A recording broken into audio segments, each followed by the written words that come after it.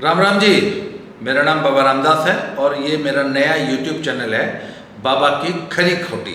अगर आपने इसको अब तक सब्सक्राइब नहीं किया है तो सब्सक्राइब कर लीजिए, अपने फ्रेंड्स के साथ शेयर कीजिए, क्योंकि बाबा की खरी खरी जो दादा की खरी खरी जो चैनल है ना, वो हो गया इस समय डिमोनेटाइज और इस पर मैं नए किस्म का कंटेंट डाल रहा हूँ। तो आज की बात कहने से पहले आपको एक कहानी सुनाता हूँ। किसी गांव में एक धरनाजीवी रहता था। धरनाजीवी का मतलब यहाँ पे है कि जो मजमा लगा के मंजन नहीं बेचते, मजमा लगा के सांडे का तेल और मंजन। तो एक बार साहब उसने गांव के चौराहे पे वो मजमा लगा दिया, मजमा लगा दिया और उसकी घराड़ी गांव के बीच चौराहे पे डोंगे मारने लगी। जो धरनाजीवी था वो उसके पीछे खड़ा हो गया और उसने उसका लहंगा उठा के सर पर धर लिया। मतलब घराड़ी आगे डोंगे मारा थी, उसका घराड़ा धरनाजीवी पीछे वो भी डोंगे मारा था। उसने अपनी घराड़ी का लहंगा उठा के आगे से नहीं उठा के सिर पर धर लिया और डोंगे मारने लग गया।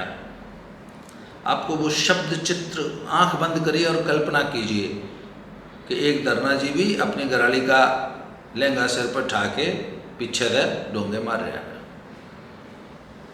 उधर जब डोंगे मारने लग गया और चार धरनाजीवी ढोल बजाने लग गए।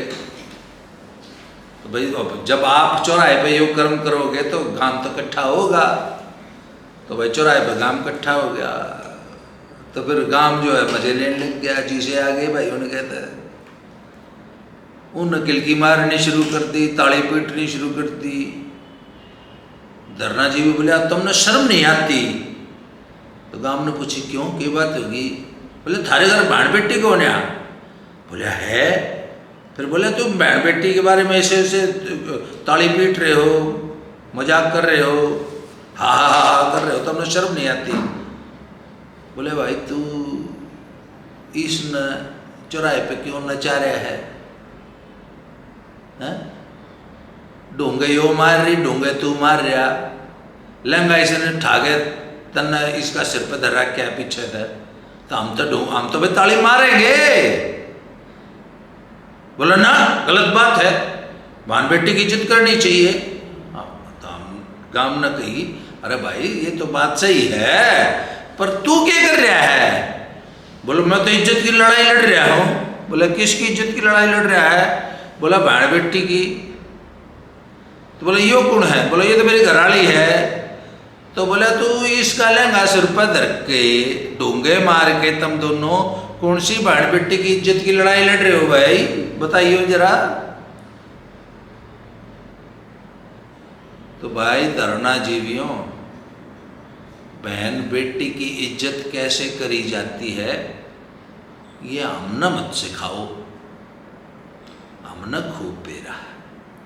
पहले दिन तक 19 जनवरी से जब तक आज तक, जब पहली बार आप धरने पे बैठे थे तब से लेकर आज तक आपने बहन बेटियों की कितनी इज्जत करी है और किस बहन बेटी की इज्जत की लड़ाई लड़ी है और क्या लड़ाई लड़ी है, इसको सारी दुनिया को पता है।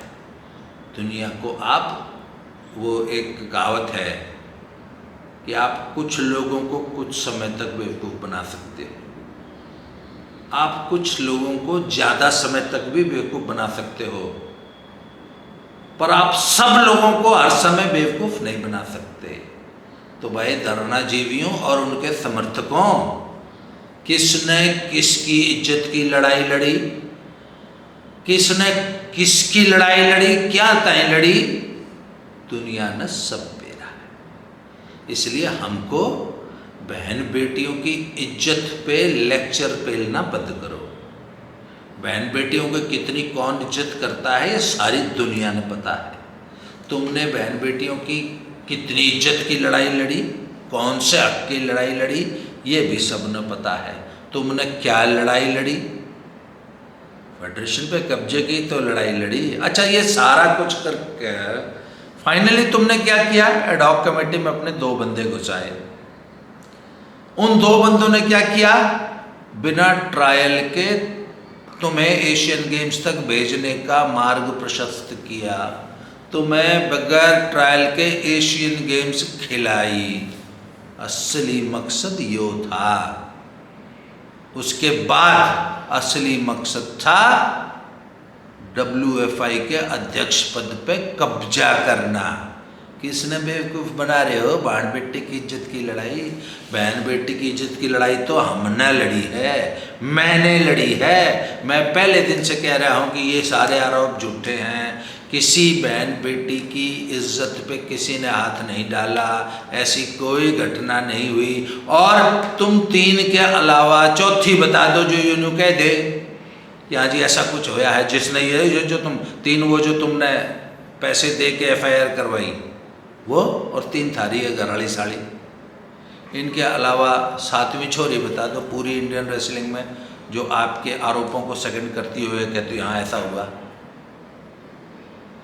बहन बेटी, 1000 बहन बेटियों के ऊपर लांछन किसने लगाया? तुमने लगाया। अगर एक इंटरनेशनल टूर्नामेंट में 9 लड़कियों की टीम गई है तो 9 की 9 ब्रजभूषण के तड़क लेकर के गई। ये आरोप किसने लगाया? किसने लगाया भाई? तुमने ही तो लगाया।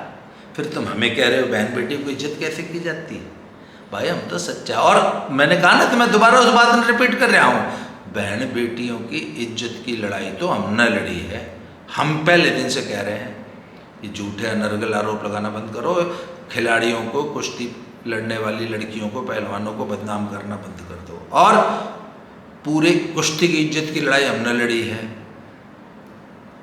साई सेंटर के इज्जत की लड़ाई हमने लड़ी, लखनऊ वाले की। कोचेस की इज्जत की लड़ाई हमने लड़ी। सपोर्टिंग स्टाफ की इज्जत की लड़ाई हमने लड़ी। तुमने तो पूरे कोचिंग स्टाफ, पूरे साई सेंटर लखनऊ और पूरे सपोर्टिंग स्टाफ को जो है एक ही बोला, इनके यहाँ तो काम ही एक होता था, लड़कियाँ सप्लाई होती थी। ये आरोप किसने लगाए? तुमने तो लगाए। तो इन सब की इज्जत की लड़ाई हमने लड़ी है। और भाई जहाँ तक वो FIR की धमकी दे रहे हो, भाई इन धमकियों तो सब न डरते। हम तो सच्चाई के अंत बाज नहीं आएंगे।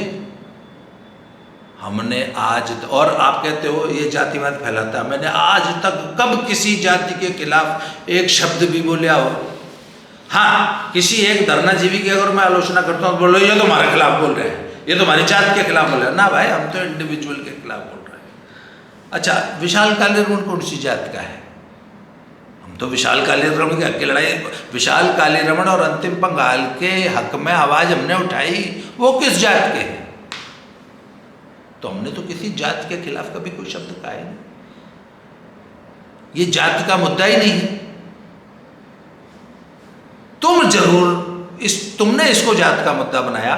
तुम्हारे वहां पे आने वाले, तुमको समर्थन देने वाले 99.99% लोग या तो पॉलिटिशियंस थे जो तुम्हारे इस आंदोलन से पॉलिटिकल फायदा उठा रहे थे, या एक जाति विशेष और एक राज्य विशेष के थे। अगर नहीं थे तो मेरी बात को झूठी सिद्ध कर दो। फिर वो चाहे वो राजस्थान वाला वो बेनीवाल हो, क्या हनुमान बेनीवाल हो, चाहे ये सतपाल मलिक हो, और ये जितने हो, टिकैत हो या हो, ये जितने पंचायत करणीय थे, तो उसको जातीय मुद्दा तो आपने बनाया क्यों? हमने तो कभी जात का नाम ही नहीं लिया। हम तो कुश्ती की इज्जत की लड़ाई लड़ रहे हैं, हम तो पहलवानों की इज्जत की लड़ाई लड़ रहे हैं, हमने तो WFI की इज्जत की लड़ाई लड़ी है, हमने तो साई सेंटर लखनऊ की, कोचेस की, हेल्पिंग स्टाफ की, सपोर्टिंग स्टाफ की इज्जत की लड़ाई लड़ी है। लड़ाई का स्तर आपने गिराया है, जिन्होंने आरोप आपने लगाए हैं, हमने तो सच्चाई की बात करी है। इसलिए ये धसकड़ी देनी बंद करो। तुम्हारी इन बंदर घुड़कियों से कोई नहीं डरता, और आपकी पोल खुल चुकी है। अगली वीडियो में बताऊंगा कि क्या चल रहा है इसमें कोर्ट में ना 16 तारीख की या कितनी तारीख की अगली डेट पड़ गई है, उसमें अभी जो बहस होगी, और पिछली बहस में भी कुछ पॉइंट रह गए थे वो भी बताऊंगा। और सुप्रीम कोर्ट ने भी मामला संज्ञान में ले लिया है कि ये बार बार हाई कोर्ट से स्टे क्यों ले रहे हैं। अगली सुनवाई है 2 या 3 नवंबर की, उसमें उसका भी दूध का दूध, पानी का पानी हो जाएगा, उसमें उसका भी रास्ता खुल जाएगा। फिर हम भी देख लेंगे WFI का अध्यक्ष कौन बनता है और कैसे बनता है। और आपकी पोल खुल चुकी है। आपने ये नाटक किस लिए फैलाया, रायता किस लिए फैलाया, ये सबको पता लग गया है।